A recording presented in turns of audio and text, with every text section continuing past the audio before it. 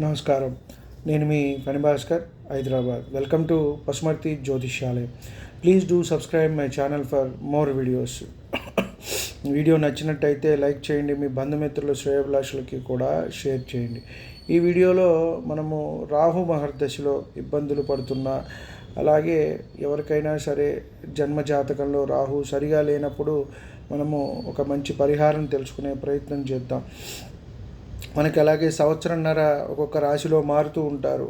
3, 6, 10, 11 స్థానాల్లో మన రాశి నుంచి ఉన్నప్పుడు బాగుంటుంది, మిగతా చోట కొంత ఇబ్బంది పెడుతూ ఉంటుంది. కాబట్టి ఆ రాహుగ్రహ వీక్షణ కోసం శుభంగా ఉండటానికి మనము చక్కగా మినుములతో వంటలు అంటే గారెలు ఎక్కువగా పంచినట్టయితే మంచి జరుగుతుంది.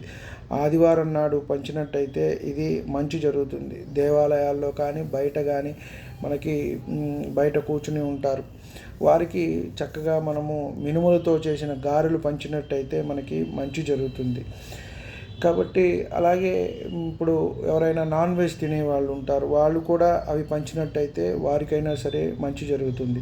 ఇక్కడ తినేవాళ్ళనే పంచమంటం జరుగుతుందండి, వేరే వాళ్ళని కాదు. కాబట్టి అది లేని వాళ్ళు చక్కగా గారెలు కూడా పంచవచ్చు.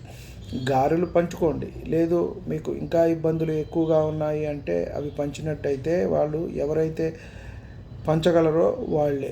అన్యులు మిగతా వారిని మనం అందరినీ పంచమని చెప్పని మనం చెప్పట్లేదు. కాబట్టి మీ శక్తి కొద్దీ మీరు చేసుకోవచ్చు. ఎందుకంటే ఆ మహర్దశ నడుస్తున్నప్పుడు పడే ఇబ్బందులు అనేవి అది నడుస్తున్న వారికే తెలుస్తుంది.